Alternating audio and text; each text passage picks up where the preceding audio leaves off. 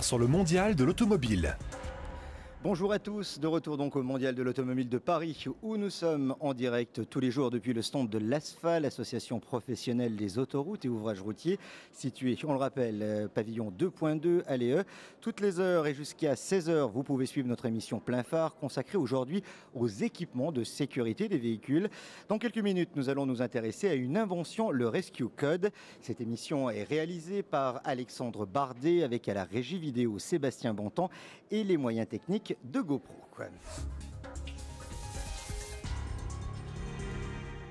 Mais avant de retrouver Anne-Sophie Connefal et son invité, intéressons-nous au véhicule du jour. Nous vous présentons aujourd'hui la nouveauté du constructeur suédois Volvo. Ici visible dans le pavillon 1, il s'agit de la V40 Cross Country. Emmanuel Albisser. Un profil de routière mais une allure de baroudeuse, voici la version cross-country de la V40. Comprenez la version 4 roues motrices avec donc un châssis surélevé et des lignes gonflées aux hormones. David Laventure est responsable marketing et produits Volvo France. C'est un tout nouveau segment pour la marque, le segment des crossovers compacts qui est en pleine croissance, qui plaît beaucoup en France, qui a vraiment un gros succès. Et on va dire, chez Volvo une légitimité sur ce segment, parce que tous nos SUV XC60, XC70 et XC90 ont rencontré un gros succès et sont bien en ligne avec les valeurs de la marque. Donc avec ce petit frère du XC60, on espère bien rencontrer la même ferveur du public. Le V40 Cross Country, c'est pour Volvo un nouveau modèle à part entière, plus qu'une version de V40. Il y a de nombreux éléments qui ont été retravaillés. La calandre et le bouclier sont vraiment spécifiques à cette voiture. Tout le bouclier arrière a été retravaillé avec un diffuseur aluminium spécifique. Vous avez des bas de caisse également qui sont spécifiques. Et puis des rails de toit, des coques de rétroviseur qui sont noir laquées. Voilà, tout un ensemble d'éléments de design qui permettent de bien positionner V40 Cross Country comme une voiture à part entière dans la gamme, dans la famille 40 on va dire. Comme V40, lancé au début de l'année, cette version reprend l'airbag piéton qui a été un succès dans son genre. C'est quelque chose qui marque les esprits, qui a été beaucoup repris par la presse. C'est une innovation qui fait le buzz, mais au-delà de ça, c'est une innovation qui s'inscrit bien dans la tradition de la marque, avec notre valeur sécurité, et qui en plus a réellement le potentiel de sauver de nombreuses vies. V40 Cross Country affiche un tarif de base d'un peu moins de 24 000 €. C'était Emmanuel Albisser. À présent, intéressons-nous à une autre innovation qui devrait faire le buzz, cette fois dans les prochains mois. Une innovation que va nous présenter Anne-Sophie Connefal avec son invité. Effectivement, Florent, on va s'intéresser à une invention, le Rescue Code, avec vous, Jean-Michel Calou. Vous êtes président de l'association 112 Academy. Alors, avant de rentrer dans le vif du sujet, on va peut-être on va présenter en quelques mots votre association. Oui, c'est une association qui a été créée en 99 et qui a pour but de promouvoir le numéro 112 dans les écoles, en tout cas dès les enfants, et on va dire de promouvoir ce numéro, mais aussi les formations d'aide à porter secours. Alors justement, portée de secours, finalement, tout est là au niveau de l'innovation, puisque au niveau du Rescue Code, c'est une innovation que vous avez mis en place. Alors, est-ce que vous pouvez nous présenter ce qu'est le Rescue Code? Oui, alors dans la force de la 112 Academy, c'est aussi de proposer des outils d'aide à l'accompagnement et à la mobilité. Et le Rescue Code, en fait, est un outil vraiment parfait qui aide à informer en tout cas les services de secours, qui donne instantanément le plan de désincarcération, la fiche d'aide à la désincarcération du véhicule. Alors à quoi ressemble ce Rescue Code? Comment ça se présente? Alors c'est tout simple, c'est une application qui a été développée. Le Rescue Code est un QR code, en fait, ce qu'on appelle Quick Response, qui permet donc instantanément de créer en moins de 3 secondes le lien entre la machine, entre la tablette et le véhicule, et la fiche de désincarcération du véhicule. Alors si on comprend bien, le pompier ou les pompiers qui vont se déplacer sur un lieu d'accident vont venir avec une tablette qu'ils vont pouvoir utiliser au niveau du lieu de l'accident et en taguant. Voilà, c'est-à-dire qu'ils vont flasher le QR code et avoir instantanément, en 3 secondes, la fiche du véhicule de désincarcération, la fiche du descriptif. Afin de pouvoir désincarcérer plus rapidement, parce que ce qui est un petit peu paradoxal, c'est vrai qu'on a des véhicules de plus en plus sûrs, mais en même temps, le problème, c'est que ces véhicules de plus en plus récents, ils ont tellement de nouvelles technologies du suréquipement que finalement, la durée de sauvetage des passagers augmente et est plus élevée. Et plus élevée, oui. On estime aujourd'hui que les véhicules entre 2002 et 2007, seulement 20% de ces véhicules, le temps de désincarcération est inférieur à 50 minutes, ce qui est quelque chose d'énorme. En la moyenne aujourd'hui des incarcérations, c'est entre 45 minutes, mais on voit que les temps explosent et on dépasse pratiquement les 60 minutes, 1 heure bloquée dans un véhicule. C'est quelque chose de quand même assez dramatique. Alors grâce à cette tablette, finalement, vous espérez descendre à quelle moyenne, à combien de temps vous pourrez... En tout cas, l'outil en fait sert à... On n'a pas encore pour l'instant de statistiques fiables en termes de chiffres, mais ce qui est important, c'est que les sapeurs-pompiers, en tout cas les sauveteurs sur place, vont pouvoir tout de suite identifier où sont les points de danger, pouvoir tout de suite caler le véhicule correctement, intervenir immédiatement pour pouvoir découper le plus rapidement possible, alors qu'actuellement, il faut savoir qu'ils travaillent sur des fiches papier qui sont rangées dans des classeurs. Ils n'ont pas d'informations, il faut d'abord qu'ils découvrent quelle est la marque du véhicule, quel est le modèle, quelle est son année.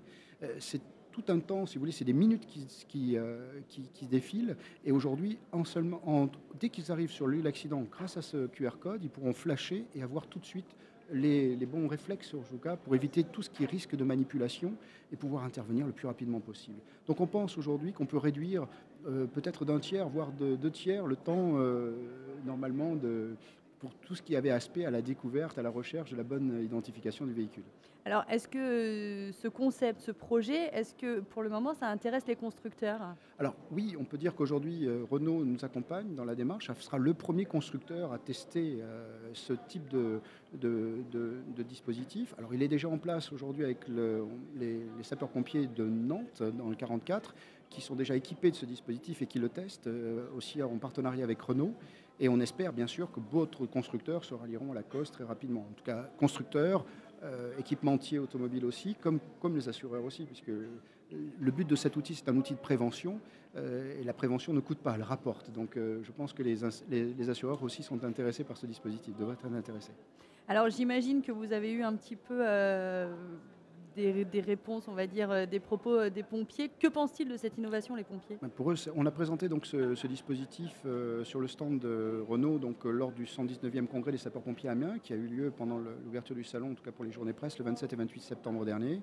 Et bien sûr que c'est un outil pour eux innovant, en tout cas qui est vraiment très intéressant, parce que pour toutes les problématiques qu'on vient de citer, c'est quelque chose qui pour eux leur fait gagner du temps, mais aussi évite les risques de manipulation et de blessures aussi, et de casse de matériel.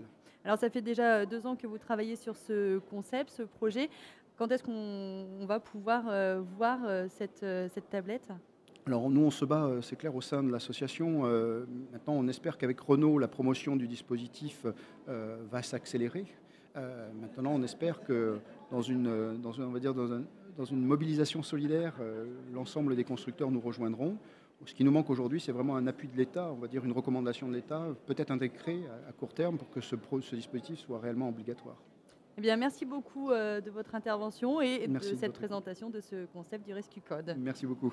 J'aurais juste une question me concernant Jean-Michel Calou. Il est placé où ce Rescue Code? Alors, selon les préconisations des services de secours, il y aurait 4 tags, un sur le pare-brise avant, Un pare-brise peut exploser. lunette arrière et vitre latérale. Donc 4 QR codes. Voilà. Cette fois, merci Jean-Michel Calou. Merci à vous. Anne-Sophie et également Conefal pour toutes ces explications. Si vous le voulez bien, restez avec nous, Jean-Michel Calou. On va continuer, mais cette fois, on va partir dans les coulisses du Salon mondial de l'automobile de Paris. Aux côtés des voitures exposées, il y a des hôtes et des hôtesses. Sur le stand Citroën, Fabrice Philippot est l'un d'entre eux. Mais sa vraie vie professionnelle se passe à l'usine PSA de Trémery, à côté de Metz. Adeline Després a voulu savoir ce qui l'avait motivé à troquer sa casquette de chef d'équipe contre le costume d'hôte. On l'écoute. Je suis quand même un passionné des véhicules et il y a 2 ans, je suis venu en tant que visiteur et j'ai rencontré des collègues qui justement participaient au mondial et en discutant avec eux, cette envie m'a pris et je m'en suis rappelé 2 ans après. Et au mois de mai, quand Citroën recherchait des volontaires pour participer au mondial et renforcer les équipes, je me suis porté volontaire et puis me voilà maintenant aujourd'hui. Alors c'est plutôt valorisant pour un salarié de PSA de pouvoir participer directement après à la promotion de ses produits. Donc c'est une expérience qui est très très riche parce qu'on est au contact des gens, on rencontre des gens qui sont fabuleux. Il n'y a pas d'âge pour la passion du véhicule, qu'on ait 18 ans ou qu'on ait 77 ans. Je vous parle de ça parce qu'il y a un monsieur de 77 ans qui est venu sur le stand Citroën pour se faire plaisir et il était intéressé par la DS3 Cabrio. Et il a été enchanté, il a eu l'occasion d'essayer ce véhicule et puis il est reparti enthousiasmé. Donc maintenant on espère qu'il va rouler en DS3 Cabrio, mais c'est quelque chose de formidable. Alors on rencontre des gens de tout type, des badauds qui sont là juste pour se faire plaisir. On rencontre les passionnés qui nous parlent encore des véhicules de la gamme de la 2 chevaux à l'ancienne DS, aux nouvelles gammes d'aujourd'hui.